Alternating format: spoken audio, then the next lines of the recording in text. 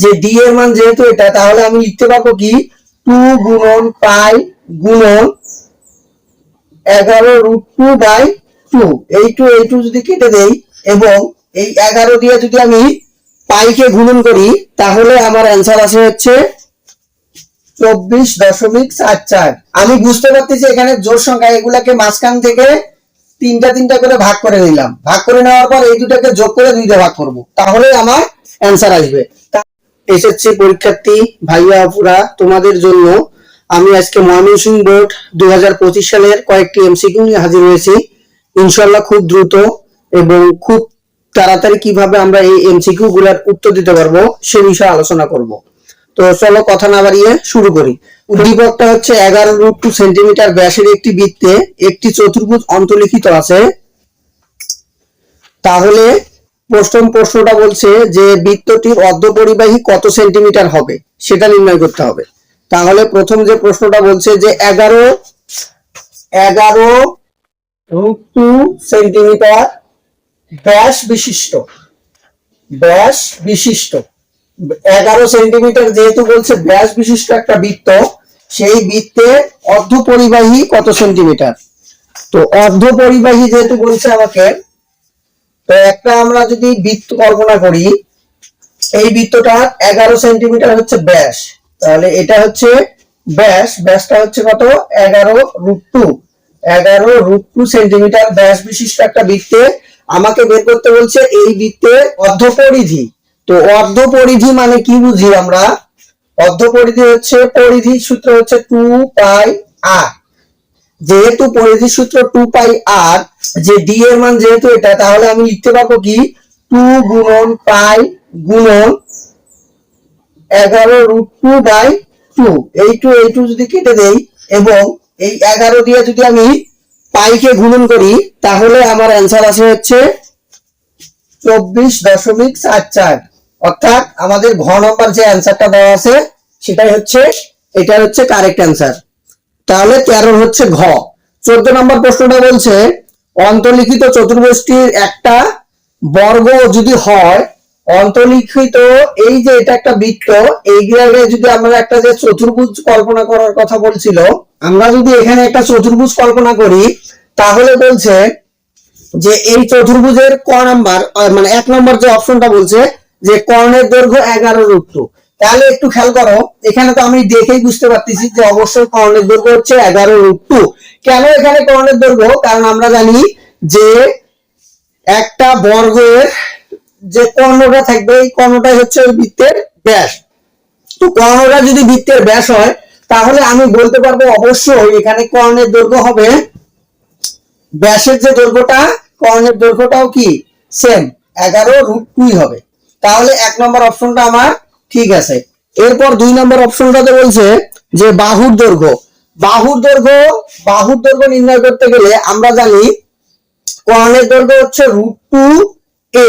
তাহলে √2a সমান যদি 11√2 হয়, তাহলে এই √2 যদি আমি কেটে দেই, তাহলে a সমান হয় হচ্ছে 11। কিন্তু আমার প্রশ্নের মধ্যে দেওয়া আছে যে বাহুর দৈর্ঘ্য 11√2, যেহেতু বাহুর দৈর্ঘ্য 11 আর আমার প্রশ্নে দেওয়া আছে 11√2, যার কারণে 2 নম্বর অপশনটা হবে না। এরপর 3 নম্বর যে অপশনটা আছে সেটা বলছে ক্ষেত্রফল 121। তাহলে আমরা এর মান যদি হচ্ছে 11 পাই, আমরা ক্ষেত্রফল সমান কি জানি, স্কয়ার সমান এর উপরে স্কয়ার হবে। তাহলে 11 এর উপরে স্কয়ার দিলে কত হয় 121।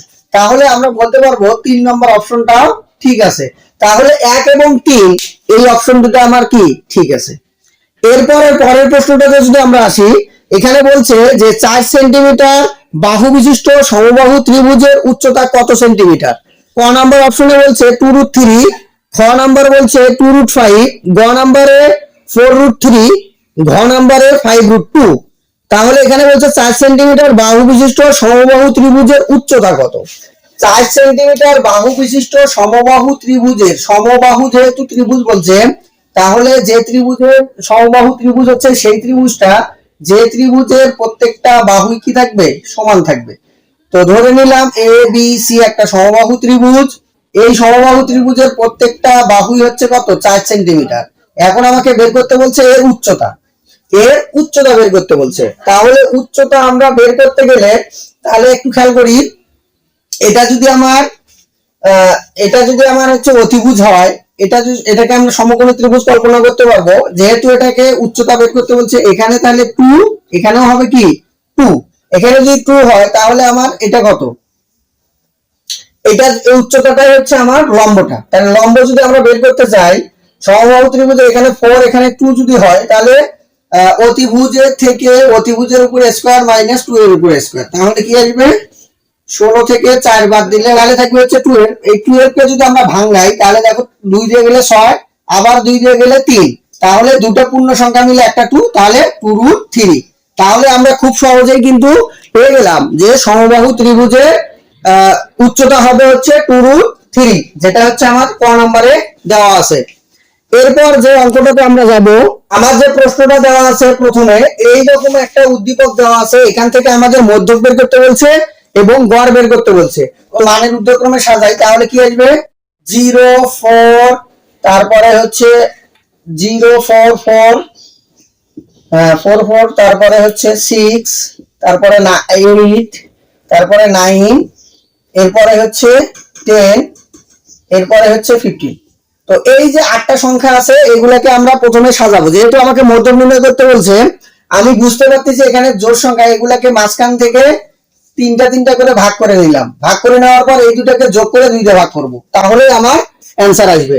তাহলে খেয়াল করি এখানে 8 আর 6 14, 14 কে যদি আমরা 2 দিয়ে ভাগ করি তাহলে আসবে 7, তাহলে আমাদের অ্যান্সার হবে হচ্ছে 7। এইভাবে আমরা খুব সহজে এটা মান বের করতে পারবো। 21 নম্বরটা বলছে উপাত্তগুলোর গড় নির্ণয় করো। তাহলে উপাত্তগুলো যেহেতু গড় নির্ণয় করতে বলছে তাহলে আমাকে সবগুলা সংখ্যাকে কি করতে হবে, প্লাস করতে হবে। যদি আমরা সবগুলো সংখ্যাকে প্লাস করি 56 কে ভাগ করবো 1, যেহেতু 8টা সংখ্যা আছে 8 দিয়ে ভাগ করবো, তাহলে 27 56। আমাদের যে গড়টা বের হলো সেই গড়টা হচ্ছে 7। এরপর যে প্রশ্নটা বলছে যে a সমান, যদি a সমান 5abc হয়, 5abc হয়, এরপর b সমান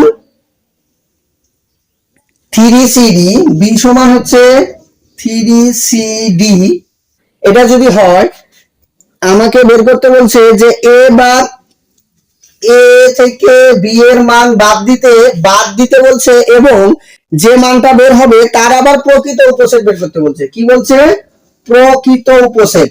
তাহলে আগে সর্বপ্রথম আগে a থেকে আমরা b বাদ দেব, বাদ দেওয়া মানে হচ্ছে যেটা যেটা মিলবে সেই সংখ্যাগুলোকে বাদ দেব।